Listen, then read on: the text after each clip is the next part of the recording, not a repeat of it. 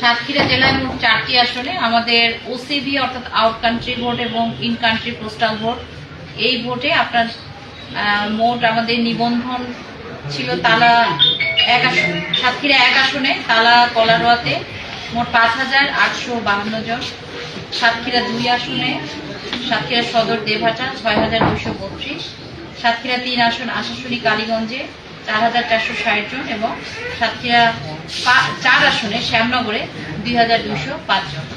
মোট 18,749 জন আমাদের postal vote মানে পোস্টাল ব্যালটের মাধ্যমে ওনারা ভোট দেবেন। তো এই আমরা আজকে আমরা মোট 22টি ব্যালট পেপার পেয়েছিলাম, পোস্টাল ব্যালট পেয়েছি।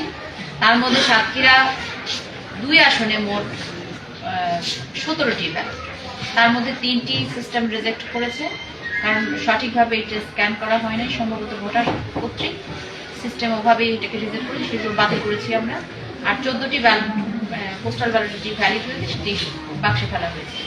এবং সাতক্ষীরা 3 আসনে মোট আমরা 3টি পোস্টাল ব্যালট পেয়েছি এবং 3টি ভ্যালিড ছিল এবং এটা আমরা ব্যালট বক্স সেগুলো 3টি ফেলেছি। এবং সাতক্ষীরা 4 আসনে মোট 2টি পোস্টাল ব্যালট আমরা পেয়েছি এবং এই দুটোই ভ্যালিড পেয়েছি আমরা, এটি দুটোই বাক্সে ফেলা হয়েছে। সাথে কিন্তু আমাদের স্ক্যান করার সাথে সাথে যে ভোটার ভোট দিয়েছেন উনি কিন্তু একটা SMS পেয়ে যাবেন, মেসেজ পেয়ে যাবেন যে ওনার ব্যালটটি আমরা রিসিভ করেছি।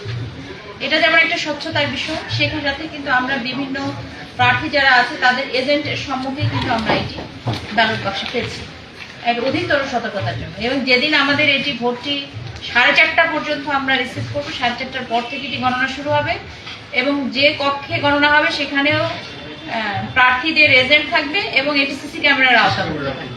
এর সকলের গণমাধ্যম কর্মীরাও থাকতে পারবে, সকলের সম্মুখেই আমরা এই ব্যালটগুলোকে গণনা করব। ঠিক আছে, ধন্যবাদ।